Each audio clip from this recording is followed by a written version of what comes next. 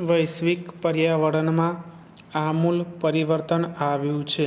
જ્યાં ભીષણ ગરમીનો અહેસાસ બારેમાસ થતો હોય ત્યાં વરસાદ, અને જ્યાં ધરતી બરફાચ્છાદિત રહેતી હોય ત્યાં જમીન દેખાવવી, ધ્રુવીય હિમખંડો તૂટી પડવાની ઘટના, ભારે વરસાદથી તારાજી જેવા પરિવર્તન ગ્લોબલ વોર્મિંગના કારણે સતત વધી રહ્યા છે.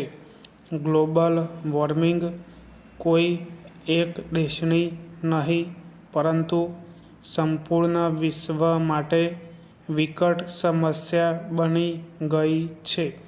આ બાબતે વિશ્વના અગ્રણી દેશોએ એક થઈને ચિંતન મનોમંથન કરીને સર્વાનુકૂળ માર્ગ કાઢવો પડશે અને તેને વર્ષો સુધી અનુસરવો પડશે. ફકરો: ગ્લોબલ વોર્મિંગને લઈને અનેક વખત ચિંતન બેઠકો યોજાતી રહે છે.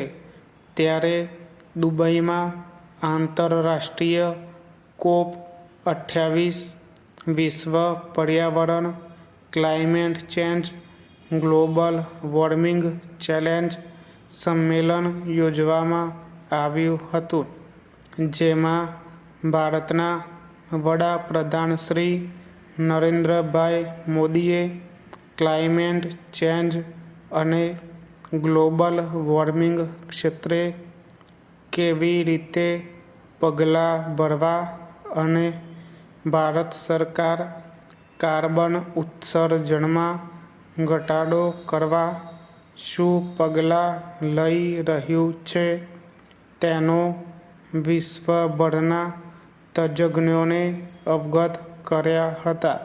ફકરો: તેમણે પોતાના સંબોધનમાં કહ્યું હતું કે વિશ્વના રાજનેતાઓને કાર્બન ઉત્સર્જન ઘટાડવા આકરા પગલાં ભરવા પડશે.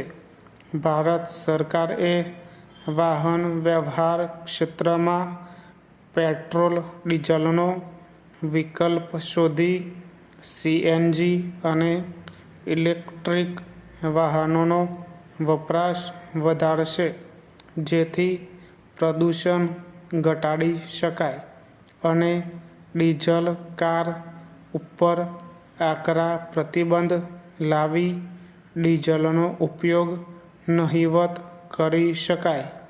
ફકરો: તેવી જ રીતે કોલસા આધારિત વીજળી ઉત્પાદન ઓછું કરી સોલર ગ્રીન એનર્જી અને વિન્ડ એનર્જી સોલર એનર્જીથી દેશમાં વીજળી ઉત્પાદન કરી પર્યાવરણ બચાવવા તમામ પગલાં ભારત સરકાર ભરી રહી છે. અને ભારત દેશના ટોચની ઉદ્યોગપતિઓને સોલાર અને ગ્રીન એનર્જી પ્લાન્ટ સ્થાપવા માટે સબસિડી અને બેંક લોન અને બિનઉપજાઉ જમીનનો ઉપયોગ કરી રિન્યુએબલ એનર્જી લક્ષ્યાંક પાર પાડવામાં આવશે. ક્લાઇમેટ ચેન્જ અને ગ્લોબલ વોર્મિંગ પર્યાવરણ ક્ષેત્રે આકરા પગલાં ભરવા પડશે, તો જ દુનિયાને વિષમ વાતાવરણથી બચાવી શકાશે.